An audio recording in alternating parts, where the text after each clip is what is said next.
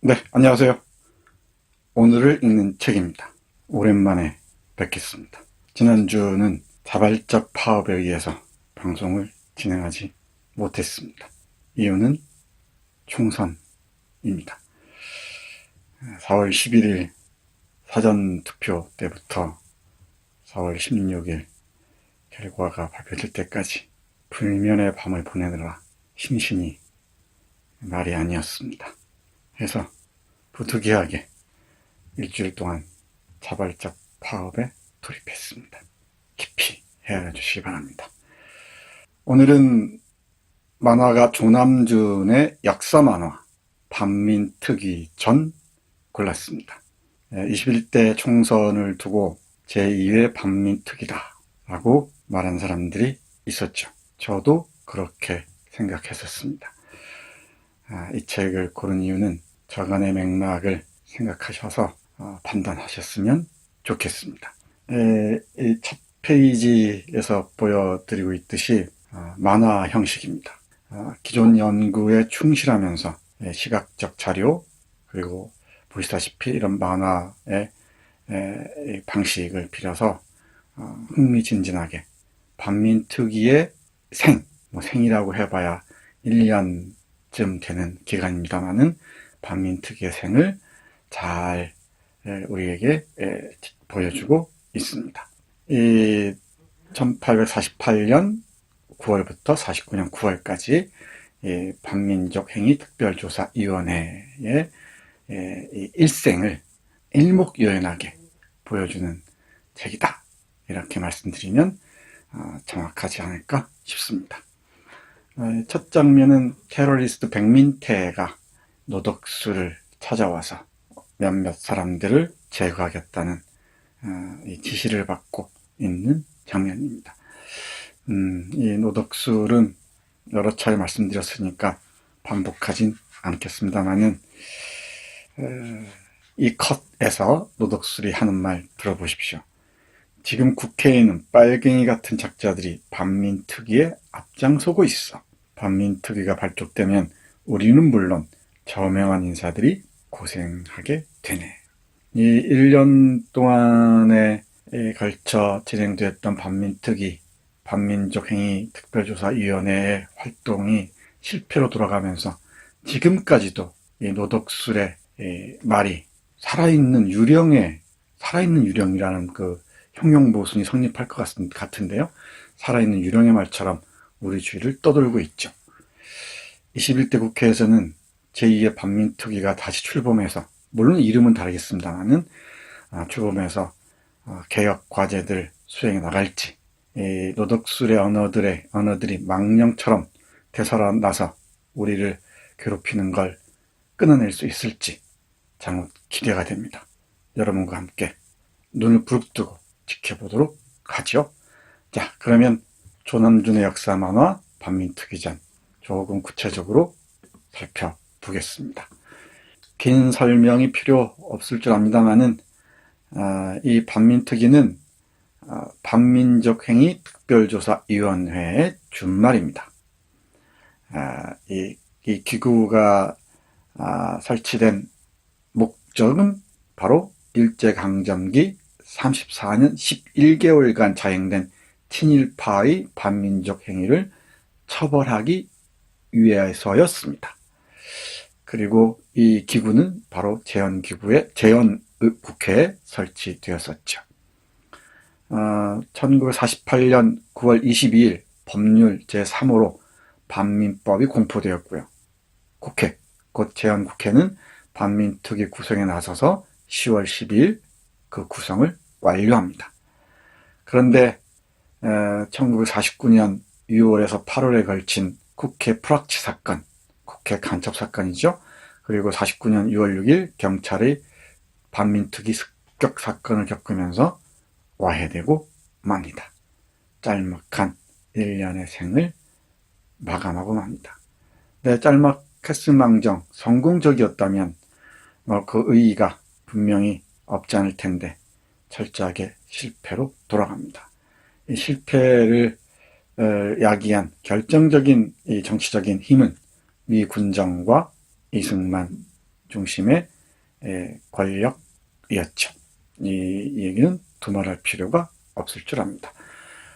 PPT에서 보시는 이 사진은 반민특위가 있던 옛 국민은행의 모습입니다. 지금 철거되고 새로운 건물이 들어섰습니다. 이 반민특위가 새로운 이름으로 다시 가동할지 정말 저는 궁금합니다. 이승만은 정말 집요하게 반민특위를 걸고 넘어지죠. 그리고 결국은 현상적으로는 승리를 거둡니다. 그 이유는 무엇이었을까? 왜 이승만은 반민특위에 대해서 집요하게 방해 공작 또는 와해 공작을 펼쳤을까? 많은 연구자들이 동의합니다만은 바로 국내에 독자 세력을 구축할 세력이 없었기 때문입니다. 독자적인 정치 세력을 구축할 인적 네트워크가 없었기 때문이죠. 이 친일이든 뭐든 자신에게 충성한 자들이라면 모두 모여라. 이게 슬로건이라면 슬로건이었던 것 같습니다. 이 책에서는 이렇게 말하네요. 김구나 여운형과 달리 국내 기반이 거의 없는 이승만으로서는 자신에게 충성하는 이들을 독자 세력 구축에 활용할 수밖에 없었다. 그래서 김구나 여운형을 하나하나 제거하고요. 그리고 친일 관료, 친일 지주, 친일 경찰들을 자신의 주위에 포진함으로써 권력 기반을 다져가기 시작하죠. 그런데 이 권력 기반을 다지는 과정에서 큰 방해가 됐던 게 바로 반민특위 활동이었던 것입니다. 이 이승만의 의도랄까요? 그 내심을 잘 알 수 있는 게 바로 1949년 1월 10일 발표한 담화문입니다. 화신상회를 이끌었던 박흥식이 반민특위에 의해서 제1호로 체포되자 이런 담화를 내놓죠. 지난날에 구애되어 앞날에 장애가 되는 것보다 많이 들어봤던 말입니다. 과거의 발목이 잡혀서 미래로 나가지 못하는 불행, 운운하는 사람들 많이 있죠. 과거를 제대로 직시하지 않고 설계하는 미래는 허술하기 일데가 없습니다. 제가 길게 설명드리지 않겠습니다. 이어서 이렇게 말합니다. 국가 기강을 밝히기에 표준을 두어야 할 것이니 범죄자의 수를 극히 줄이기에 힘쓸 것, 감축하기에 힘쓸 것. 증거가 불충분한 경우 관대한 편이 가혹한 편보다도 도리가 될 것이다. 뭉치면 살고 헤어지면 죽습니다는 말을 한국전쟁 때 한 것으로 알려져 있는데 여기서도 그대로입니다. 과거를 다 덮고 새로운 나라를 건설하는 데로 나가자. 빨갱이로부터 우리를 보호하는 이 길로 나아가자라고 얘기합니다. 결과 반민법에 따른 친일 행위자 처벌 결과를 보면요, 조사 대상자가 총 682명, 그중 기소자가 221명이었는데 재판이 종결된 케이스는 38건 중 단 12건밖에 없었고요. 12건만이 실형을 선고받았고 그나마도 다 집행유예나 감형, 형 집행정지로 석방됩니다. 철저하게 실패하고 말았죠. 이 노덕술도 증거 불충분으로 풀려나죠. 그리고 49년 9월에 반민특위가 해체되면서는 다 보석으로 풀려납니다. 옆에 있는 사진 보이십니까? 아주 유명하죠? 반민특위와 관련해서 자주 보는 사진입니다. 광극은 광주극장일 겁니다. 광주극장의 줄임말이고요. 여기 뭐라고 쓰여있냐면요. 반민족행위특별조사위원회에서 투서를 받습니다. 전라남도 지부의 그 투서를 받는 투서함인데 이 투서함에 이 주민이 이 투서를 넣고 있는 모습입니다. 그러니까 자신이 작성한 문서를 함에 넣고 있는 장면. 함에 넣는 게 투서니까요. 그 장면입니다. 설명됐죠? 이승만이 왜 이렇게 반민특위에 대해서 애명글면 하면서 와해시키고자 했는지 어렵지 않게 이해할 수 있을 듯 합니다. 당시 일반 시민들, 민중들의 이 지지는 대단했죠. 대단했는데 이승만과 그 이승만을 포위하고 있는 친일 세력들에 의해서 그 집요한 끈질긴 공작에 의해서 무너지고 맙니다. 그리고 지금도 그 후예들이 시퍼렇게 살아서 제2의 반민특위의 탄생을 가로막고 있었죠. 이 책의 2부를 보면은 반민특위의 눈부신 활약, 짧은 기간이지만 활약이 그려져 있습니다. 박흥식부터 시작해서 정국은, 노덕술, 박중양, 이광수, 최남선, 최린 등등 정말 기라성 같은 인물들의 검거, 그리고 그 사람들의 이력들을 짤막하게 일목요연하게 그려 보여줍니다. 그 중에 합한락이라는 사람의 예를 들어서 친일 세력들의 과거와 그 후의 삶을 짧게 살펴보겠습니다. 아시는 분이 계시겠죠? 한 15, 16년 전인가요? MBC에서 그것이 알고 싶다라는 그 다큐멘터리에서 합한락의 삶을 조명한 예가 있습니다. 1912년에 태어나서 2003년에 세상을 떠났으니까 90이 넘는 장수를 누렸습니다. 경남 진주 출생이고요. 순사 부장으로서 대일본 제국에 충성하고 그야말로 승승장구하면서 악명을 떨쳤습니다. 이 악명이 출세의 사다리였던 셈이죠. 해서 사람들 사이에서 고문귀, 고문귀신이라는 별명으로 알려져 있었고요. 그 고문 방법으로는 착혈 고문이 정말 많은 사람들을 치를 떨게 했다고 합니다. 착혈 고문, 피를 묻히는 고문이라는 뜻인데, 주사기에 이 피고문자죠. 고문당하는 사람의 피를 뽑아서 주사기로 그 고문 받는 사람에게 피를 뿌리면서 고문을 했다고 합니다. 여러 가지 이유가 있었겠죠.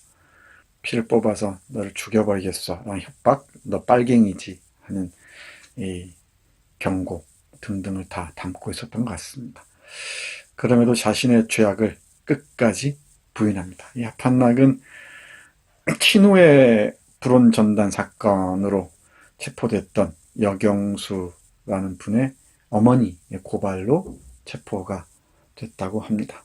이 친후의 불온 전단 사건은 1943년이죠. 일제 군수 공장이던 부산 조선방직을 폭파하려는 그 모의를 한 전단입니다. 이 전단을 뿌렸다는 이유로 여경수, 이미경, 이광우 등 17명이 체포되고요. 이 사람들이 합한락이라는 이 고문관, 일제 경찰에 의해서 정말 말로 표현할 수 없는 이 고문을 당합니다. 그리고 어떻게든 울산 공산당과 엮기 위해서 정말 그 말도 안 되는 짓을 저지릅니다. 이와 관련해서 이 친후의 불온 전단 사건으로 체포됐던 이광우 선생은 이렇게 말합니다. 합한락은 사람이 아니라 인두겁을 쓴 짐승입니다. 고문을 당하는 것보다 더 끔찍한 일은 다른 이가 고문당하는 걸 지켜보는 일입니다. 노덕술만 있었던 게 아니죠. 이런 노덕술 합한락이 이근환으로 이어지고요. 그 세력들이 이른바 공안검사로 이어졌던 것이죠. 그 수많은 조작과 공작이 이들의 후예의 손에서 나왔던 것입니다. 그게 바로 그들의 정치적 자산이기도 했었죠. 이 해방 이후에 이 합한락은 승진을 거듭합니다. 그리고 미 군정의 일제관리제해 등용 정책에 따라서 46년 경상남도 제7경찰청 회계주임, 돈을 만지는 자리죠.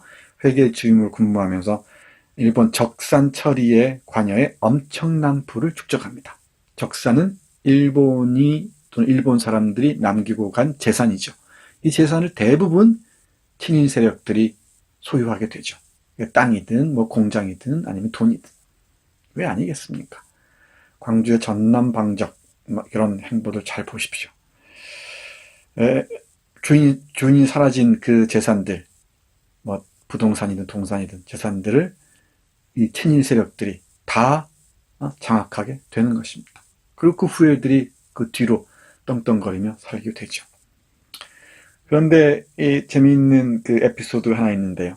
합한락이 체포되었을 때, 부산에 체포됐는데 이 부산 시민들이 합한락을 서울로 압송하지 말라고 했다고 합니다. 이유인즉슨 당장 여기서 우리가 죽일 테니 끌고 가지 마라. 재판도 필요 없는 놈이다. 이렇게 부산 시민들의 분노가 하늘을 찌를 듯 했다는 겁니다. 얼마나 악명이 높았으면. 그런데 반민특위 재판에서 이 재판소장이 가인 김병노 선생이었습니다. 우리가 잘 아는 김종인 씨의 할아버지죠. 이승만에 맞서서 반민특위를 변호하는데 앞장섰던 분이기도 합니다. 이 가인 김병노 선생은 아주 꼿꼿한 양반으로 알려져 있죠. 근데 손주는 왜 저 모양인지 모르겠습니다. 이 특별재판부에서 합한락은 끝까지 자신의 죄를 부인합니다. 난 절대 고문을 하지 않았고 독립운동가를 살해한 사실도 없다. 반성을 몰라요. 반성. 성찰할 능력이 없습니다. 끝없이 묻기에 급급합니다. 그러니까 그 이면은 얼마나 악취가 진동하겠습니까? 그 아래에서는 얼마나 많은 사람들의 아우성과 울부짖음이 쌓였겠습니까? 이 합한락은 반민특위 해체 후에 병보속을 풀려나고요. 이후 쌓은 재력을 이용해서 부산 지역에서 온갖 사업을 확장해 나갑니다. 금융사업, 그리고 신용금고, 이 목재 등등. 그리고 경남 도의원 선거에도 출마하네요. 또 부산 시의원 선거에 출마합니다. 낙선합니다만은 당당했던 거죠.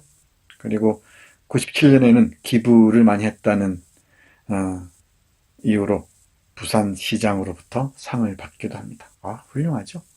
하기야 노덕술 같은 자들이 정부로부터 훈장을 받은 나라였으니까요. 여기 이광우 선생의 얘기 들어보십시오. 해방 후 그가 부유하게 사는 모습을 보면 분노하지 않을 수 없다.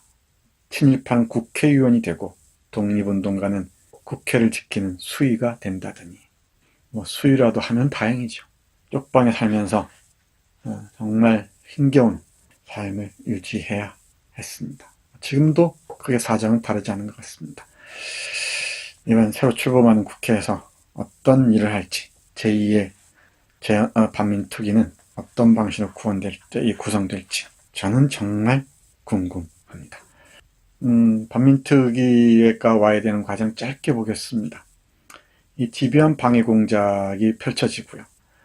요즘 태극기 부대와 비슷한 태극기 모독 부대라고 하는데 국민계몽협의회에서 정말 지독할 정도로 시위를 합니다. 반민특위는 빨갱이 소굴이다. 너무너무 똑같아요, 지금하고.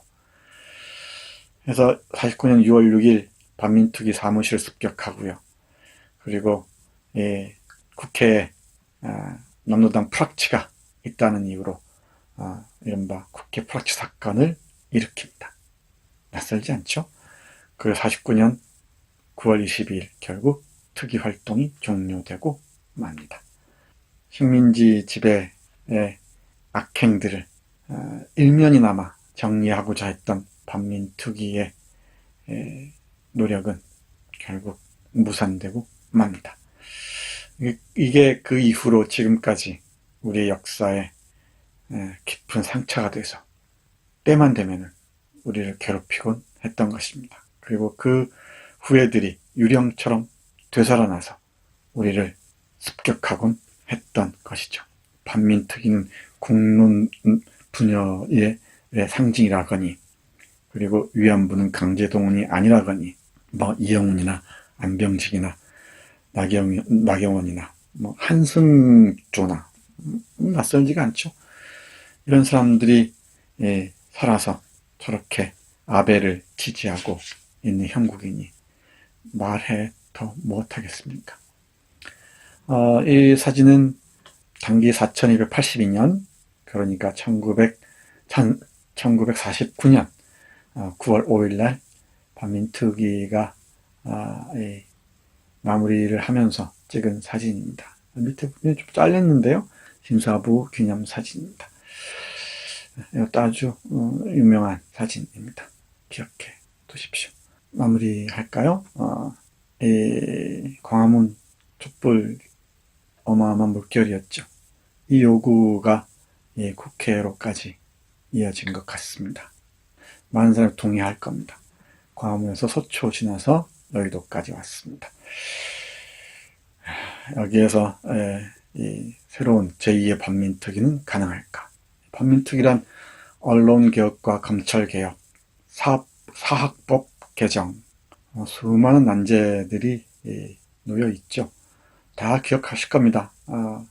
한두 번 시도를 했었지만은 철저하게 이 벽에 막혀서 실패로 끝나고 말았죠.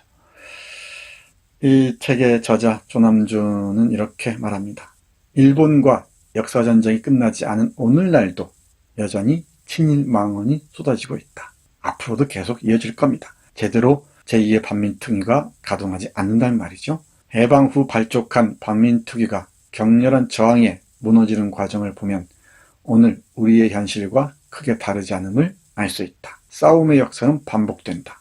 아니 조금씩 변화하며 진행된다. 반민특위는 한 번의 실패로 끝난 것이 아니라 현재 진행형이다. 동의하시죠? 이 책의 추천사를 쓴 임헌영 선생은 이렇게 말합니다. 2019년은 친일파에 의해 반민특위가 강제 해산당한 지 70년이 됩니다. 조남준 작가의 만화 반민특위전이 나오지 않았다면 우리는 너무도 부끄러운 후손이 될 뻔했습니다. 일본 아베 정권에 부하뇌동하는 신친일파들이 준동하는 지금 21세기 반민특위가 절실합니다. 이 책이 반민특위의 부활을 바라는 시민들의 지침서가 되길 바랍니다. 작년이었습니다. 그리고 또 6개월이 지났네요. 반민특위 해산 70년으로부터 7개월이 지나서 21대 총선을 마쳤습니다. 이제 우리 국회는 어떤 방향을 바라볼지 우리 함께 잘 지켜보기로 해야겠습니다. 오늘 읽는 책 조남준의 역사 만화 반민특위전 소개해드렸습니다. 고맙습니다. 김현